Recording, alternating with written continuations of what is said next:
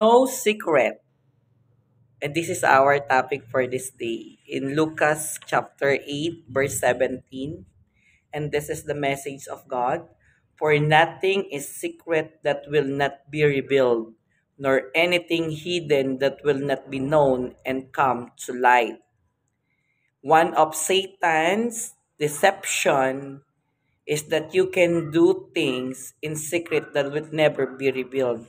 Ito yung isang taktika ni Satanas sa ating mga Kristiyano or sa ating mga tao, no?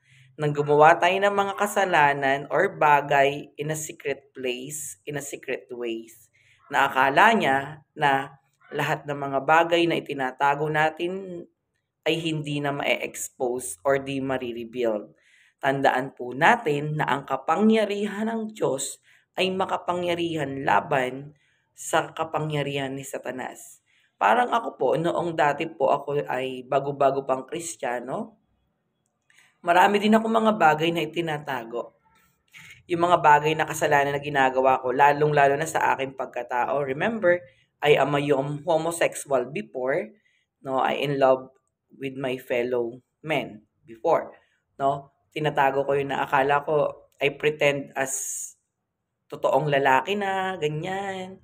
Ah, binago ng Lord, pero suddenly, no, I just want to expose the Satan's deception. Yun, tas habang nag-a-attend ako ng church, naglilingkod, and sinisekreto ko din na meron akong ginagawang mali, no? Nakipagrelasyon pa rin ako sa kapwa lalaki. Grabe si Satanas kapag kumikila siya.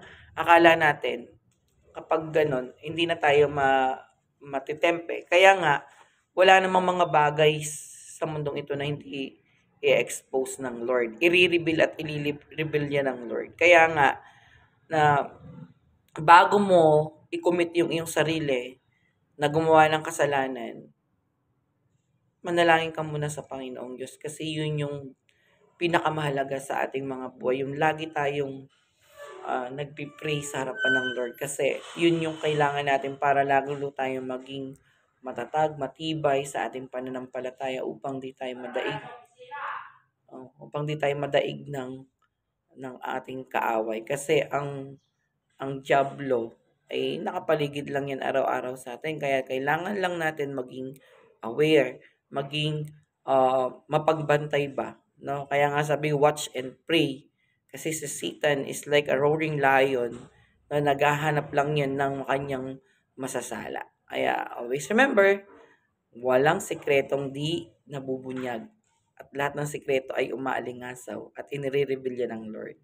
Good morning everyone! Bawal ang sikreto.